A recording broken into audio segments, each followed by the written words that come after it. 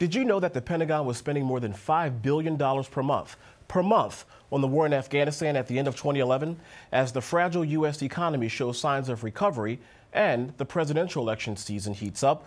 Will the American mission in Afghanistan be an important campaign issue? Hello, everyone, and welcome to Comcast Newsmakers On the Vote. I'm Robert Traynham. My guest is Kurt Volker, former U.S. Ambassador to NATO and Executive Director of the McCain Institute for International Leadership, a part of Arizona State University. Mr. Ambassador, welcome to the program. Robert, thanks for having me. Well, we realized that when the president was inaugurated, he said that he was going to wind down the war in Afghanistan. I don't think most people knew that we were spending $5 billion a month in the conflict over there. Well, let me come back to that. The president was going to wind down the war in Iraq, and in contrast, described the war in Afghanistan as an essential war for the United States. Since then, we had a surge in Afghanistan that President Obama approved. We made substantial progress in pushing back the Taliban, and now we're on a track to begin withdrawals to be out of there and handing over to the Afghans in 2014. I think the question that we have to ask ourselves first is, why were we in Afghanistan, and did we accomplish our mission? I think right now that's very tenuous. We were attacked by al-Qaeda using Afghanistan as a base. The Taliban, who ran Afghanistan, gave them that home. We eliminated the Taliban in government. We helped set up a different government. We've been trying to work on education, on healthcare, on the economy, on reintegrating what was really a destroyed society. That is still very fragile. The Taliban is still fighting, and as soon as we get our forces out there, the remaining Afghan security forces are going to face a daunting challenge just in maintaining basic security. That's what we're up against. Now the question, presidential election campaign, is it better to sell, we're handing over to the Afghans, we can't afford this anymore, we got to fix things on in our own economy? Or is it better to sell, we have to maintain a robust foreign and national security policy to protect ourselves, because if we don't, it's a very dangerous world out there. We saw what happened with 9/11. We've seen other terrorist attacks. We've got to make sure that we are shaping the environment we're going to live in. Former Secretary of Defense Don Rumsfeld, congressional leaders on the Republican side have said, by winding down in Afghanistan, we are doing nothing but setting up ourselves for failure in the future, because quite frankly, the enemies over there, specifically the Taliban, they know exactly what our end game is. They know exactly when the last soldier is going to leave that region. And so what they're going to do, they're just going to sit back and they're going to wait. Right. And once we leave, they're going to start up all over again.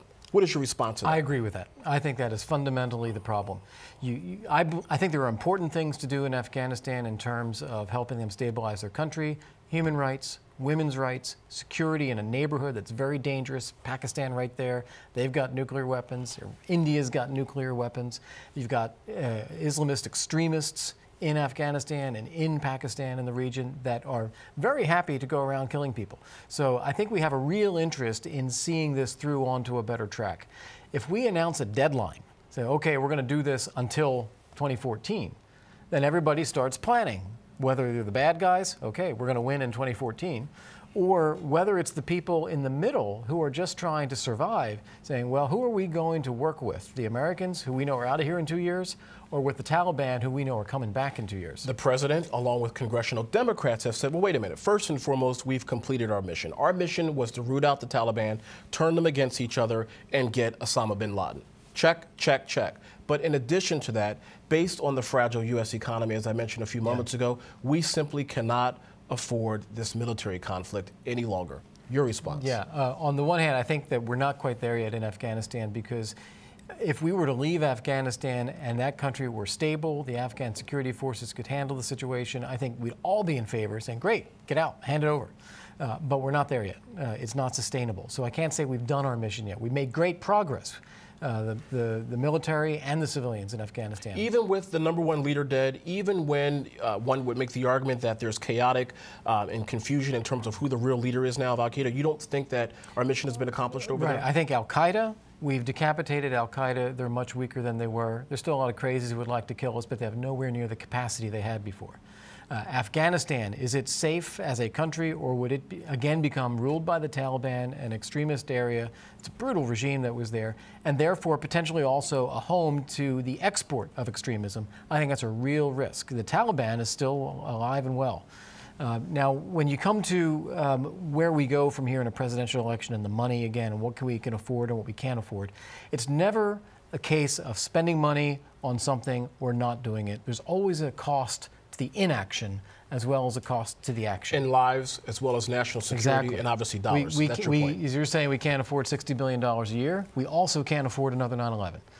So this is what we've got to face. What is the right way to provide investment in our own national security? It's going to cost something so that we make sure we provide the best safety and protection for our own people and help shape the environment we're going to live in the world so that freedom, democracy, market economy, rule of law, things that we believe in as a country are safe in the world. Ambassador Volker, thank you very much for joining us. Thank you. Really appreciate it. Of course, thank you for joining us for this edition of Comcast Newsmakers on the Vote.